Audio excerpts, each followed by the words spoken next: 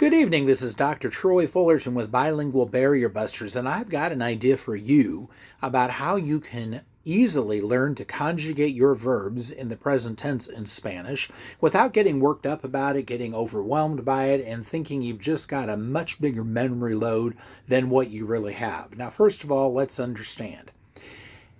All verbs in Spanish fall into one of three categories. They are all either AR verbs, ER verbs, or IR verbs. What's that mean? That means in the infinitive form, which is to plus whatever the verb is, to run, to think, to pray, to sing, to clean, whatever.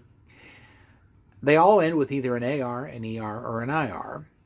Conjugating means we're going to take that AR, ER, or IR off and put a new set of endings on so we can change it until, well, we can make it match whoever is performing the action of the verb. So, why is this hard?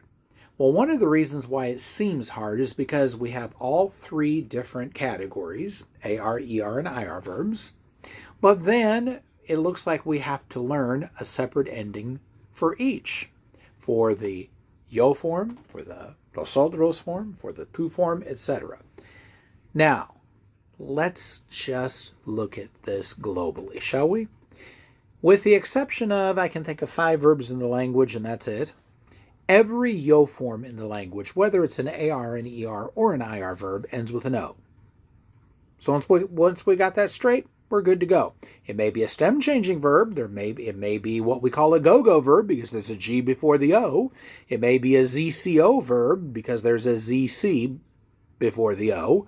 So there may be some irregularity. You can learn those in clusters. But the verb hablar means to speak. So what I speak, hablo. Hablo. All right. Now we have AR, ER, and IR verbs, right? To say we're doing something, they all end with mos. It could be amos, amos, or emos, whether it's an AR, ER, or IR verb, but they all end with mos. If it's the tú form, it ends with an S. Every time. It could be as or es. If it's an AR verb, it's as. If it's an ER or an IR verb, it's es.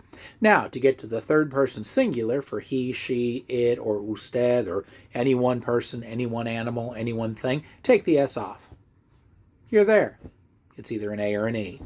Then if it's plural for they or y'all or all of you or any group of people where there's an S on the end, put an N on it. That makes it plural. Simple. Look it over. It'll make it a lot easier to think it through.